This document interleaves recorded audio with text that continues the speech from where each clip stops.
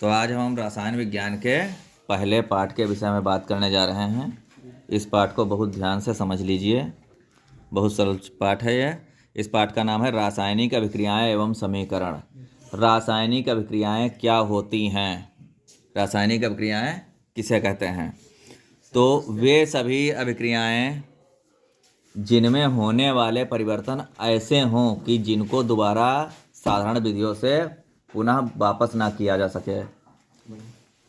या सबसे पहले आप लोग समझ लीजिए रासायनिक परिवर्तन क्या होते हैं और भौतिक परिवर्तन क्या होते हैं। तो पहले हम बात करते हैं परिवर्तनों पर। परिवर्तन या चेंज दो टाइप के होते हैं, रासायनिक और भौतिक। तो भौतिक परिवर्तन पहले बात करते हैं। भौतिक परिवर्तन, इसे अंग्रेजी में कहेंगे फिजिकल चेंज।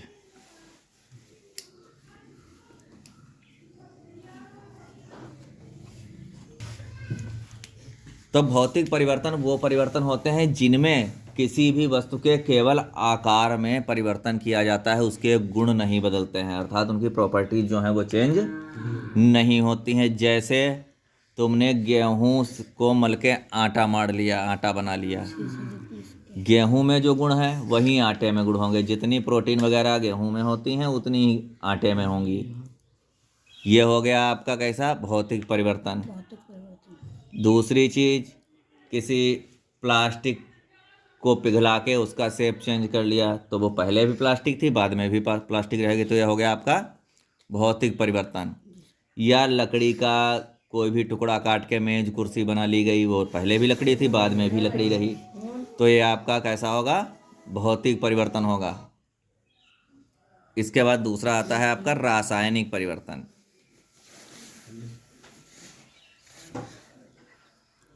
रासायनिक परिवर्तन,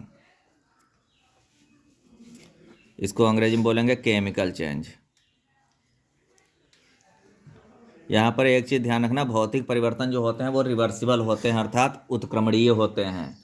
जो चेंज हमने किया अगर बाहरी कारण हम हटा दें तो वो वस्तु वैसी ही हमें प्राप्त हो जाएगी। जैसे चुंबक ने लोहे को खींच रही है, चुंबक ने अपनी जगह बदल दी, तो यह है भौतिक परिवर्तन। अब चुंबक हम हटा दें तो लोहा अपनी जगह पे रुका रहेगा। रासायनिक परिवर्तन में क्या होते हैं, इसके गुण भी बदल जाते हैं। रासायनिक गुण जो होते हैं वो बदल जाते हैं, उनकी प्रॉपर्टी पूरी ही चेंज हो जाती है। जैसे पानी है हमारे पास H2O, इसमें हम इलेक्ट्रिक का करंट दें तो यहाँ पर हमारा क्या होगा, H2 अलग हो जाएगा और O2 अलग हो जाएगा। अब देखिए H2O किसकी इसकी फार्म होती है, गैसियस फार्म में होता है, ये लिक्विड फार्म में होता है। पानी लिक्विड है, बहता है, इसमें बहने का गुण है और ये चीज़ों को भिगोता है। जिस बर्तन में रखेंगे उसकी आकृति ले लेगा, द्रव है ये।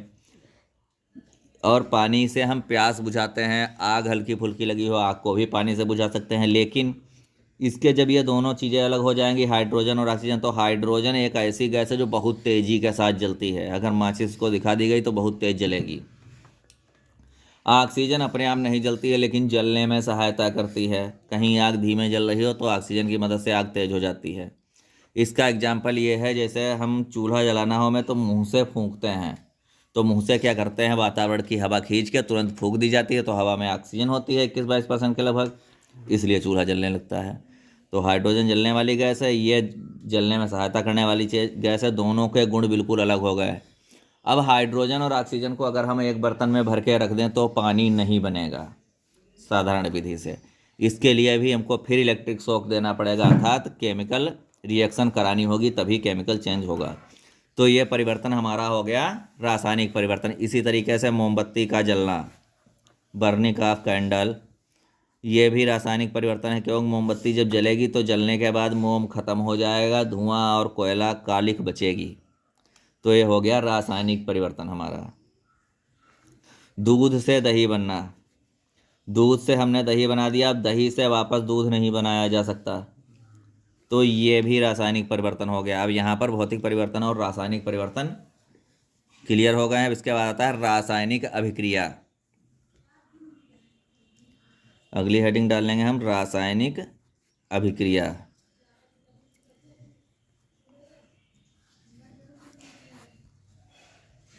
रासायनिक परिवर्तन होने के लिए किन्हीं दो सब्सटेंस में या दो तत्वों में जो रिएक्शन होती है उसको रासायनिक अभिक्रिया कहते हैं। जैसे अभी हमने बताया था दूध से दही बनना, तो दूध से दही बनने के लिए कोई बैक्टीरिया या कोई भी केमिकल जब दूध से रिएक्शन करेगा तभी दही बनेगा। तो दही बनने की जो प्रक्रिया है उसको हम रासायनिक अभिक्रिया कहेंगे। मोमबत्ती का जलना, मोमबत्ती के जलने के लिए क्या होता है, ऑक्सीजन रिएक्शन करती है मोमबत्ती के साथ और कार्बन डाइऑक्साइड रिलीज करती है, मोम को जला के उसको अलग अलग सब्सटेंस में तोड़ देती है। तो ये हमारा हो गया रासायनिक अभिक्रिया। अर्थात रासायनिक परिवर्तन जिस कारण से होते हैं उसे हम रासायनिक अभिक्रिया कहते हैं। रासायनिक अभिक्रिया समझ में आ गई। इसके बाद आता है रासायनिक अभिक्रिया को लिखना। रासायनिक अभिक्रिया को हम लिखते कैसे हैं। जैसे मैग्नीशियम को हमने हवा में जलाया, मैग्नीशियम को हमने हवा में जला दिया तो हमारा बन गया मैग्नीशियम ऑक्साइड।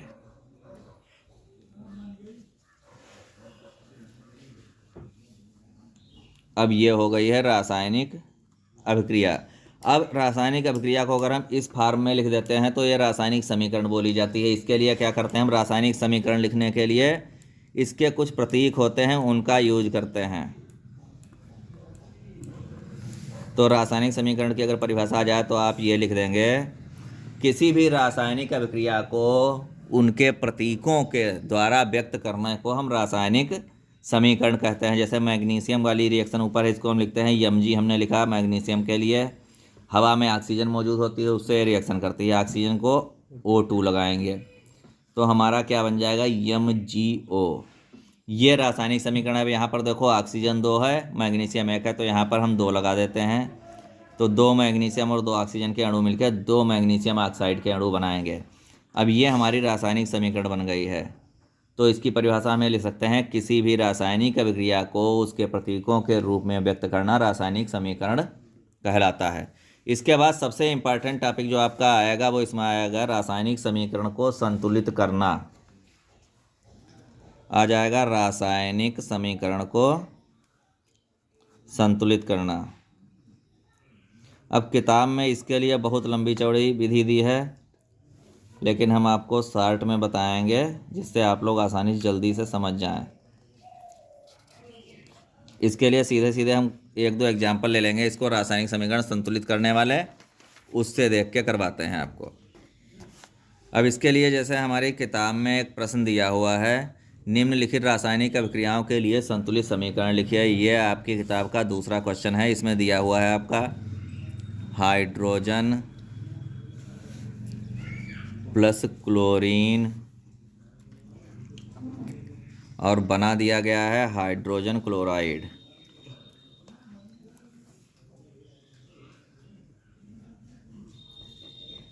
इसमें आप लोग बस थोड़ा ये ध्यान रखना, किसी भी तत्व का जो नाम आता है उस तत्व को हम कैसे लिखते हैं, उसको किस प्रतीक से लिखते हैं, बहुत सरल हो जाएगा। जैसे हाइड्रोजन को हम H से लिखते हैं, लेकिन H सिंगल कभी नहीं लिखते, H2 लिखते हैं हाइड्रोजन को हमेशा। तो ये छोटी छोटी चीज़ें याद रखना, ये चीज़ें आपको याद करनी पड़ेंगी, क्योंकि ये समझना है तो इसके लिए फिर अलग से बहुत टाइम लग जाएगा समझने में, अलग से समझाएंगे। इसके लिए आप लोग, अब पेपर आपके नज़दीक है तो आपको केवल उतनी पढ़ाई करनी है जितनी पढ़ाई आपका कल्याण कर सके। तो हाइड्रोजन को हम H2 से लिखते हैं, प्लस लगाना है, क्लोरीन लिखा है, क्लोरीन को Cl2 से लिखते हैं। इससे बनाना है आपको हाइड्रोजन क्लोराइड, हाइड्रोजन क्लोराइड को हम HCl से लिखते हैं। अभी हमने समीकरण लिख लिया, अब ये संतुलित कैसे होगी तो हम इधर देखेंगे हाइड्रोजन कितने हैं, 2 हैं, क्लोरीन कितनी है, 2 है। इधर हमारा हाइड्रोजन 1 है, तो इसके शुरू में एक चीज़ ध्यान रखना, जहाँ पर हम लगाएंगे शुरू में ही गिनती लगाएंगे, लास्ट या बीच में कोई गिनती नहीं घुसेड़ सकते हैं। शुरू में 2 लगा लिया, आप फिर देखते हैं दोनों तरफ की बराबर है या नहीं। देखो हाइड्रोजन 2 थे, यहाँ हाइड्रोजन 2 हो गए, ये वाला 2 पूरे पे वर्क करेगा। क्लोरीन 2 थे, क्लोरीन इधर भी 2 हो गए, तो ये समीकरण हमारी संतुलित हो गई है। इसके बाद हम दूसरी समीकरण नोट कर लेते हैं। अब इसके बाद हमने इसका दूसरी जो समीकरण दी हुई है प्रश्न में वो नोट कर ली है। यह समीकरण लिखी हुई है हमारी, barium chloride plus aluminium sulphate, तीर लगा दिया, आगे क्या बना है, बेरियम सल्फेट और एल्युमिनियम क्लोराइड। तो बेरियम सल्फेट, सबसे पहले बेरियम क्लोराइड दिया है, बेरियम क्लोराइड को हम लिखते हैं BaCl2 से, बस इतना ही आपको याद रखना है। और एल्युमिनियम सल्फेट को लिखते हैं Al2SO4 का होल थ्राइस से। ये हमारा हो गया। आगे हमको बनाना क्या है, बेरियम सल्फेट बनाना है, मतलब BaSO4 बनाना है, और साथ में ही हमको बनाना है एल्युमिनियम क्लोराइड AlCl3, इसका होता है AlCl3। अब यहाँ पर हम देख लेते हैं, शुरुआत में हमारा क्लोरीन यहाँ पर 2 हैं, बेरियम 1 है, बेरियम दूसरी साइड भी 1 है, बराबर है भी, तो बेरियम पे ध्यान नहीं देना, पहले देखना Cl यहाँ पर 2 हैं, यहाँ पर 3 है, तो 2 को 3 हम नहीं बना सकते साधारण गुणा करके, ना 3 को 2 बना सकते हैं, तो 3 और 2 का लासा ले लेते हैं, 3 2 का लासा होता है 6। इस Cl को हम 6 बना सकते हैं। 6 बनाने के लिए क्या करेंगे, शुरू में लगा देंगे 3। अब हमारा 3 दूनी 6 Cl2 हो जाएगा, क्लोरीन हमारे 6 अणु हो गए। यहाँ पर अगर हम 2 लगा दें, इधर भी Cl 6 हो गए। अब Cl बराबर हो गई, एक चीज़ बराबर हो गई, इतना समझ में आया होगा। अब फिर दोबारा देख लेते हैं क्या क्या बराबर हुआ, क्या नहीं बराबर हुआ। अब देखिए यहाँ पर Ba3 हो गया, Ba3 बढ़ गया, इधर Ba1 ही है, यहाँ के शुरू में 3 लगा लेते हैं हम। अब देखिए 3 Ba इधर है, Ba3 इधर हो गया। यहाँ पर देखिए SO4 पर होल थ्राइस लगा था पूरे SO4 पे, मतलब SO4 जो है वो 3 टाइम आया। ये 3 SO4 पर भी वर्क करेगा, SO4 भी 3 टाइम हो गया, चाहे अलग अलग देख लो। यस यहाँ पे 3 थे, यहाँ पर यस 3 हो गए। ओ यहाँ पर 4 3 12 हो गए, इधर O 4 3 12 हो गए, तो Ba बराबर हो गया, यस बराबर हो गया, O बराबर हो गए। Al यहाँ पे 2 लगा हुआ था, Al यहाँ पे 2 था, Al बराबर हो गया, और क्लोरीन हम पहले ही बराबर कर चुके हैं। तो ये हमारी रासायनिक समीकरण जो है वो संतुलित हो गई, ये बैलेंस हो गई केमिकल इक्वेशन। केमिकल इक्वेशन को इसी तरीके से बैलेंस करेंगे, आपकी समझ में अच्छी तरीके से आएगी। अब देखिए इसे अगली इक्वेशन दी है, इसमें पार्ट में दिया है तुम्हारा सोडियम प्लस जल। सोडियम पे पानी मिलेगा और हमारा बनेगा क्या, सोडियम हाइड्रोक्साइड।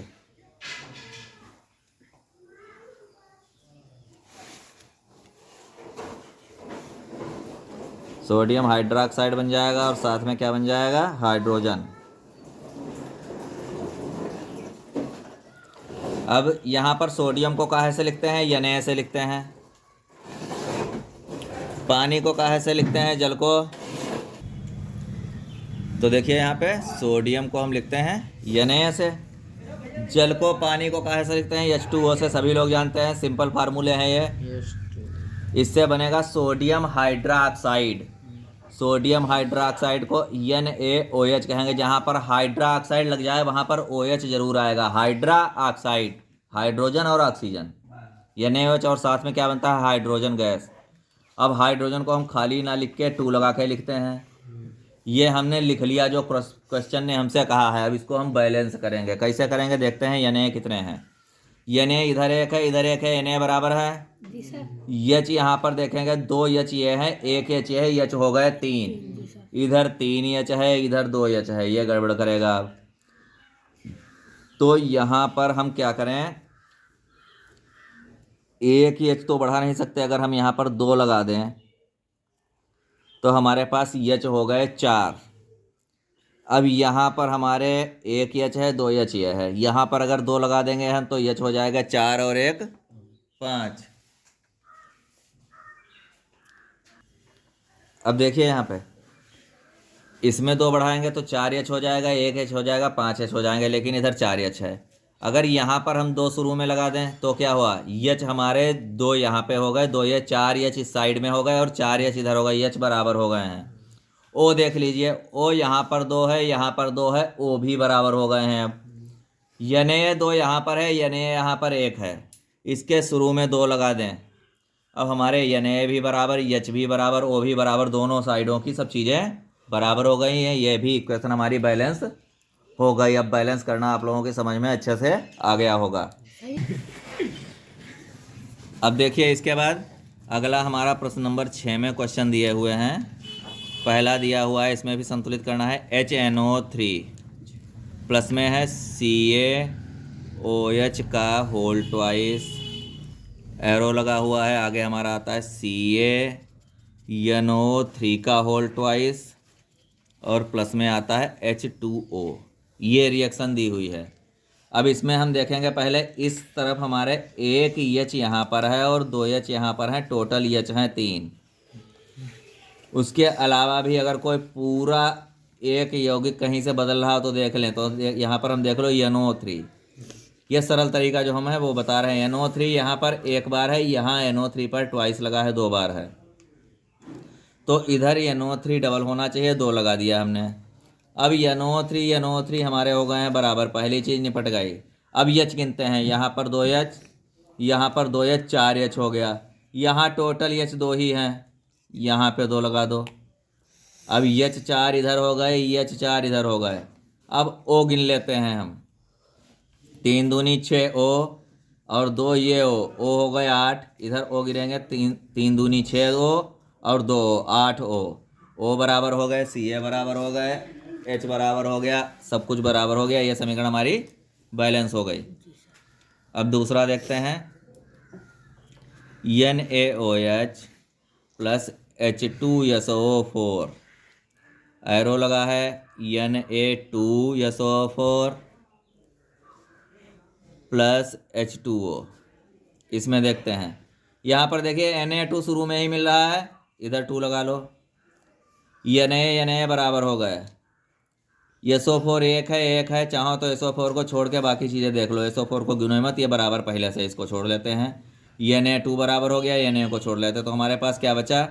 यहाँ पर देखिए H हैं, 2 H ये हैं, 2 H ये हैं, 4 H हैं, तो H2 यहाँ पे है, यहाँ पे 2 लगा देंगे, H हो जाएंगे 4। अब O ये एक्स्ट्रा वाले 2 हो गए, एक्स्ट्रा वाले 2 यहाँ पर O हो गए, या टोटल गिनो तो 4 O ये, 2 ये 6, इधर 4 O, 2 O, 6 O इधर हो गए। ये भी पूरी बैलेंस हो गई। सी वाली देखते हैं। इसके बाद तीसरी रिएक्शन है NaCl प्लस AgNO3, एरो लगा, क्या बनेगा, AgCl प्लस NaNO3। यहाँ पे देखिए Na एक है, इधर भी एक है, Cl एक इधर है, एक इधर है, सॉरी यहाँ पर Ag लिखना था। अब देखिए Ag इधर एक है, इधर एक है, NO3 इधर एक है, इधर एक है, ये पहले से ही बैलेंस है, इसमें कुछ नहीं करना, ये समीकरण बैलेंस ही है, इसको लिख देंगे समीकरण पहले से ही संतुलित है। डी वाला क्वेश्चन है BaCl2 प्लस H2SO4, एरो लगा देंगे, BaSO4 प्लस HCl। इसमें देखते हैं SO4 एक इधर है, एक इधर है, SO4 को नहीं टच करेंगे, बराबर है। Ba एक इधर है, एक इधर है, बराबर है। यहाँ पर Cl 2 है, H 2 है, ये चीज़ें 2 हैं, तो यहाँ पे 2 लगा देते हैं, H 2 हो जाएंगे, Cl 2 हो जाएंगे, ये भी बैलेंस हो गई। बस इतना सा काम इनमें है करना। अब हम अपना प्रश्न नंबर 5वां देखते हैं। 5 हमने पहले नहीं बताया, क्योंकि पहले आप लोगों को समझ में नहीं आता, जो सरल हैं वो पहले बताते जा रहे हैं। 5वें में प्रश्न में लिखा हुआ है, निम्न कथनों को रासायनिक समीकरण के रूप में परिवर्तित कर उन्हें संतुलित कीजिए। पहला कथन है, नाइट्रोजन हाइड्रोजन गैस से संयोग करके अमोनिया बनाता है। क्वेश्चन क्या कह रहा है, नाइट्रोजन संयोग करता है किसके साथ, हाइड्रोजन के साथ, और बनाता क्या है, अमोनिया। इतनी सी बात कह रही है। आपको बस फार्मूले याद रखने हैं, किसको काहे से लिखते हैं, आपके लिए बहुत सरल रहेगा। नाइट्रोजन को हम लिखते हैं N2 से, हाइड्रोजन को लिखते हैं H2 से, और अमोनिया को लिखते हैं NH3 से। अब यहाँ पर देख लीजिए H 3 हैं, यहाँ पर H 2 हैं, तो 3 और 2 का लासा होता है 6। अगर हम यहाँ 2 से गुणा कर दें तो H हमारे 6 हो जाएंगे, यहाँ 3 से गुणा कर दें H यहाँ 6 हो जाएंगे। अब H दोनों साइडों में बराबर हो गए हैं, N बराबर कर लो, N 2 यहाँ है, 2 यहाँ हो गया, N पहले ही बराबर हो गया। ये समीकरण हमारी संतुलित हो गई। इसका 5वें का पहला हो गया। 5वें का बी वाला देखते हैं इसी तरीके से। हाइड्रोजन सल्फाइड गैस का वायु में दहन होने पर जल एवं सल्फर डाइऑक्साइड गैस बनते हैं। हाइड्रोजन सल्फाइड गैस को H2S बोलते हैं, हाइड्रोजन सल्फाइड। इसका वायु में दहन हो रहा है, मतलब ये ऑक्सीजन से रिएक्शन करेगी, O2 से रिएक्शन करती है, तो ये क्या बनाएगी, दो चीज़ें बना रही, सल्फर डाइऑक्साइड और जल। सल्फर डाइऑक्साइड बन गया और जल बन गया। अब इसमें हम देखते हैं, देखिए इधर H2 हैं, इधर H2 हैं, बराबर हैं। यस यहाँ पर एक है बराबर है। O यहाँ पर 2 हैं, यहाँ पर 2 हैं, लेकिन O यहाँ पर 3 है, बराबर नहीं है। तो यहाँ पर हम पहले तो कोशिश करेंगे O को बराबर करने की। 2 यहाँ पर, 1 यहाँ पर, 3 हो जाएंगे। तो यहाँ पर अगर हम 2 लगा दें शुरू में, तो हमारे पास O 2 और 2 4 हो गए। यहाँ पर लगा दें, O हमारे पास 4 हो गए, लेकिन अब H भी 4 हो गया है। तो H को बराबर करने के लिए हम क्या करेंगे, 2 यहाँ पे लगाएंगे। जब यहाँ पर लगाएंगे तो यस भी डबल हो जाएगा, तो इसके आगे भी 2 लगाना पड़ेगा। तो इस तरीके से ये तो वही बात हो गई, बराबर नहीं हुई। तो यहाँ पर हम इसको इस तरीके से नहीं करेंगे, आगे देखते हैं, दोबारा इसको करते हैं हम। सल्फर डाइऑक्साइड गैस और जल बनता है, यही क्वेश्चन है हमारा, ठीक। अब यहाँ पर देखिए ऑक्सीजन 2 हैं, इधर इधर 3 हैं। तो यहाँ ऑक्सीजन बढ़ाने के लिए यहाँ पर हम 3 लगा देते हैं। अब O हमारे पास 3 दूनी 6 हो गए, 6 O हो जाएंगे। तो O को इधर भी अब हमको बढ़ाना होगा, और साथ में H2 तो बराबर हैं, लेकिन H को अब यहाँ पर O हमें बराबर करना है, तो यहाँ पर हमने 2 लगा दिया। तो 4 O अभी हुए हमारे पास हैं, 2 OA 2 OA, यहाँ पर 2 लगा दें। अब 4 और 2 6 O हो गए हमारे पास, इधर भी 6 O हो गए। अब H बराबर कर लीजिए, H यहाँ पर 4 है, यहाँ पर 2 हम लगा दें, H यहाँ पर भी 4 हो गया, यस 2 है, यस 2 हो गया। तो अब ये हमारी इक्वेशन जो है वो बराबर हो गई। सी वाली देखते हैं इसकी क्या कहती है, इक्वेशन सी जो हमारी है। सी कहता है एल्युमिनियम सल्फेट के साथ अभिक्रिया कर बेरियम क्लोराइड एल्युमिनियम क्लोराइड एवं बेरियम सल्फेट का अवक्षेप देता है। एल्युमिनियम सल्फेट को लिखते हैं Al2SO4 का होल ऑफ थ्राइस। ये एल्युमिनियम सल्फेट का फार्मूला है। इसकी रिएक्शन काहे से करानी है हमको, दूसरी चीज़ इसमें दी हुई है आपके बेरियम क्लोराइड BaCl2। इसकी रिएक्शन करा के हमको बनाना है एल्युमिनियम क्लोराइड AlCl3 प्लस हमको और क्या बनाना है यहाँ पर BaSO4 बेरियम सल्फेट BaSO4 ये बनाना है। अब देख लेते हैं यहाँ पर इसके बड़े बड़े हिस्से देखेंगे, बहुत सरल पड़ेगा। देखो SO4 यहाँ पर एक सिंगल है, यहाँ पर SO4 3 है, इसके आगे हम 3 लगा लेते हैं, SO4 हमारे बराबर हो गए। लेकिन Ba 3 हो गया, यहाँ पर Ba 1 है, यहाँ पर 3 लगा दो। अब हमारा Ba भी बराबर हो गया, लेकिन Cl जो था Cl 2 था, Cl हो गया 6, Cl 6 हो गया, यहाँ पर हम 2 लगा दें तो Cl हमारा 6 हो गया। अब Al देख लीजिए 2 हो गए हैं, SO4 3 हो गए हैं, Ba 3 हो गए हैं, Cl 6 हो गए हैं, दोनों साइड में बिल्कुल बराबर हो गई है। ये इक्वेशन भी हमारी बराबर हो गई है। अब इसके बाद हम देखते हैं डी वाली। डी वाला प्रश्न क्या कहता है, पोटेशियम धातु जल से क्रिया करके पोटेशियम हाइड्रोक्साइड एवं हाइड्रोजन गैस देती है। पोटेशियम धातु को कैसे लिखेंगे, इसकी रिएक्शन होती है जल से H2O से, और ये हमारा बनाता है KOH, और साथ में क्या बनाता है हाइड्रोजन गैस H2। अब यहाँ पर H देख लीजिए, टोटल 2 और 1 3 है, तो 3 तो यहाँ करी नहीं जा सकती, 3 लगा के 3 दूनी 6 कर सकते हैं। जब 6 यहाँ पर कर देंगे तो यहाँ पर भी 2 लगा दो, यहाँ पर भी 2 लगा दो। अब यहाँ पर 2 और 4 6 H हो गए, H हमारे दोनों साइड के बराबर हो गए हैं। O देख लीजिए, O यहाँ पर 3 हो रहा है, O यहाँ पे 3 हो रहा है, इधर O हमारा हो रहा है 2, ये O अब गड़बड़ करेगा। चलो इसको दोबारा से देखिए। अब इसमें हमारे हम पहले करेंगे H बराबर, तो H हमारे यहाँ पर 3 बन रहे हैं, यहाँ पर अगर हम 2 लगा दें तो टोटल H हमारे हो जाएंगे 2 और 2 4, यहाँ पर 2 लगा दें, एच बराबर हो गए। अब ओ भी बराबर हो गए और के हो गए 2, तो यहाँ पर 2 लगा दें, अब के भी बराबर हो गए। दोनों साइड ये पूरी बराबर हो गई, ये इक्वेशन भी बराबर हो गई है तुम्हारी। तो इस तरीके से इतने क्वेश्चन सॉल्व हो गए पहले। अब